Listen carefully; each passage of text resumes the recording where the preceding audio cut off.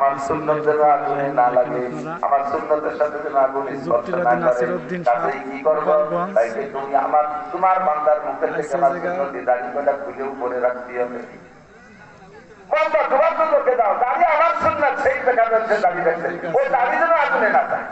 আল্লাহ তাআলা বান্দার যে দাড়ি খসাবো কি পারবে না, তাকে নিতে হয়ে গেল। তার মুখের থেকে খুলে ফেলা যায়, তাহলে তুমি মিথ্যেবাদী হয়ে যাবা। কি মিথ্যেবাদী হবো?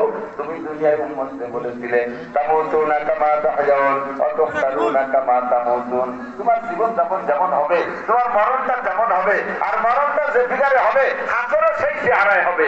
কাজেই এই কথা ভিত্তিতে আমার বান্দা তোমার উম্মত ও দুনিয়ায় তাকে দাড়িওয়ালা জীবন যাপন করছে, দাড়ি দিয়েই মরছে, হাসরও তার দাড়ি অবস্থা হবে। এখন যদি তার দাড়ি খুলে বেড়া যায়, তাহলে তুমি মিথ্যেবাদী হয়ে যাবা। নবী পাক এবার আরো শক্ত হয়েছে সুযোগ পেয়ে, তাহলে কোন মতে যদি আমার দাড়ি জাহান্নামের আগুনের মধ্যে না দেখি, আল্লাহ পাক বলবে রে ফেরেশতারা, দাড়ি এক জায়গায় দাড়িওয়ালা আর এক জায়গায় এভাবে তো ভাগ করা যায় না।